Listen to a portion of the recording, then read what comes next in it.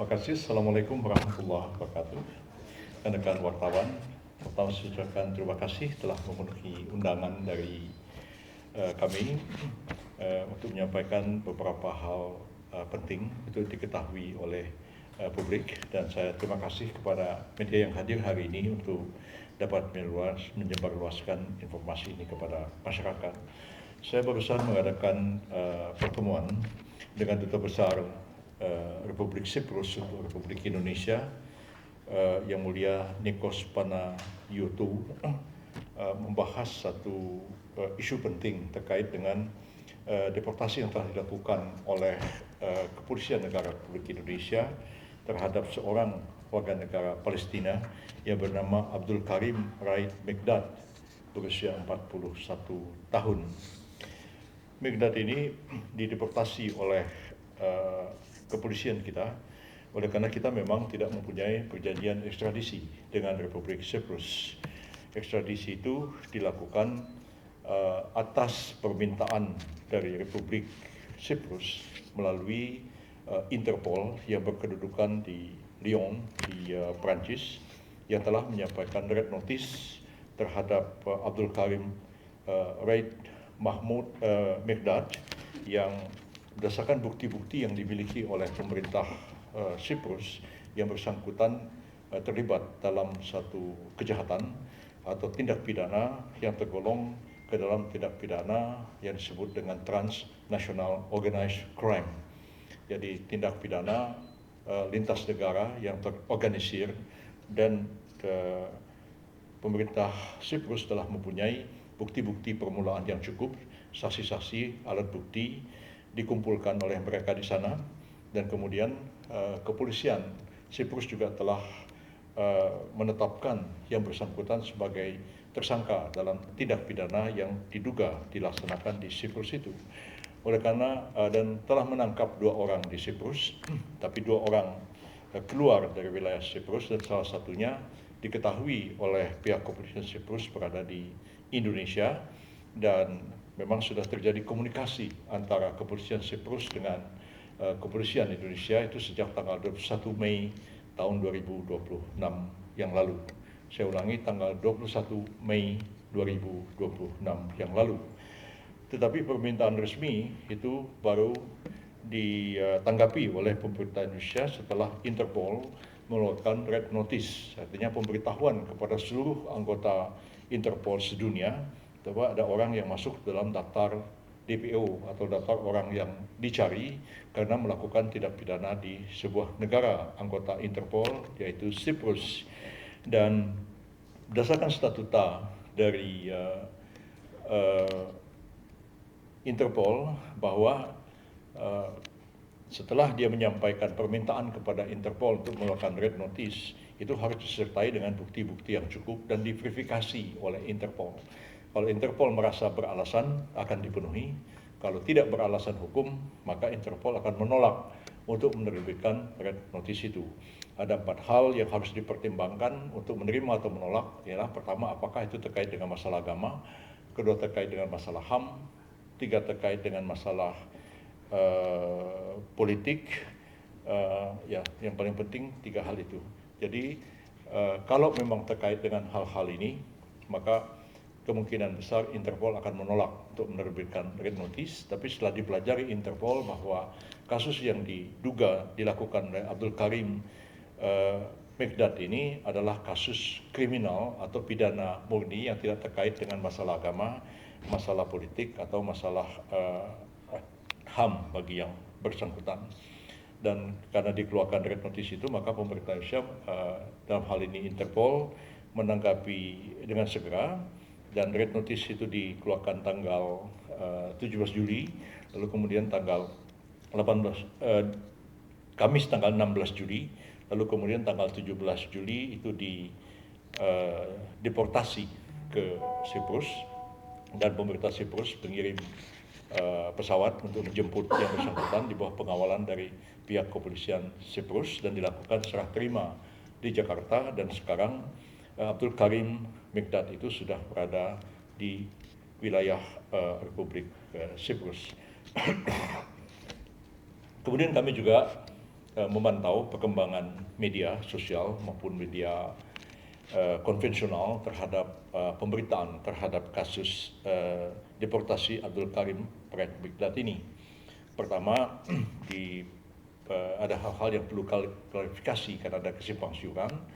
Mengapa pemerintah Indonesia begitu cepat mengabulkan permintaan red notice dari Interpol hanya dalam 1 hari. Betul, red notice diterbitkan 16 Juli, 17 Juli diserahkan kepada INCB atau Internal Polisi dan Interpol dari Siprus, tapi proses komunikasi dan pertukaran informasi antara kepolisian Siprus dengan kepolisian Indonesia itu sudah terjadi sejak tanggal 21 Mei tahun 2026. Jadi sudah cukup lama prosesnya itu dilakukan, dan ketika dilakukan penangkapan, ya kemudian langsung diserahkan kepada kepolisian Siprus pada tanggal 17 Juli tahun 2026 yang lalu. Yang kedua adalah adanya hal-hal yang masih simpang siur, ya, yang mengatakan bahwa Abdul Karim Mikdad ini adalah seorang ulama, dan ada opini-opini yang berkembang bahwa pemerintah Indonesia menangkap dan mendeportasi seorang ulama Palestina. Saya sudah berkomunikasi dengan Duta Besar Palestina kemarin untuk memastikan yang bersangkutan, dan berdasarkan data yang kami miliki dari data password dan lain-lain, Abdul Karim Mikdad ini berusia 41 tahun sekarang, dan dapat dipastikan bahwa beliau bukanlah seorang ulama seperti yang kita pahami di sini. Yang kedua, ada juga berita yang simpang siur bahwa Abdul Karim Praet Mikdad ini adalah seorang aktivis kemanusiaan di Gaza. Ya, kami sudah dapat memastikan bahwa yang bersangkutan sudah 3 tahun terakhir berada di Indonesia, tapi sering juga keluar masuk ke negara-negara lain, dan tidak kita dapat menunjukkan bukti bahwa yang bersangkutan adalah aktivis kemanusiaan di jalur Gaza seperti opini yang berkembang di tengah-tengah masyarakat. Yang ketiga, ini yang sangat krusial, ya.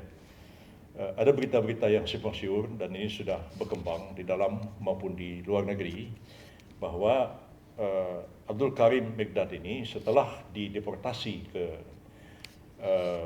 Siprus, selanjutnya akan diserahkan kepada pemerintah Israel. Ya, ini berita yang sangat sensitif, ya, dan ada yang harus dijelaskan kepada publik. Kami juga berkomunikasi dengan kedutaan besar Palestina di Jakarta.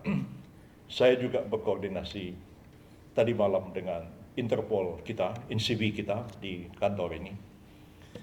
Hari ini juga saya berkomunikasi dengan Menlu dan 2 orang wakil Menlu. Menlu urusan Timur Tengah yang menyangkut masalah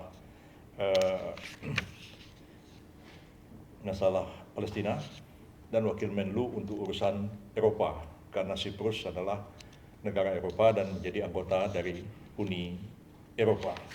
Saya juga berkomunikasi dengan Menko Polkam kemarin untuk mengkoordinasikan masalah ini. Dan terakhir sekali, barusan setengah jam yang lalu, saya memanggil Duta Besar Siprus untuk berbicara di sini. Pertama adalah opini yang dikembangkan bahwa Siprus akan menyerahkan kepada Israel itu bertentangan dengan statuta dari Interpol sendiri. Ya. Indonesia sudah menjadi anggota Interpol sejak tahun 1956 sampai hari ini, dan sebagian besar negara-negara di dunia ini menjadi anggota Interpol.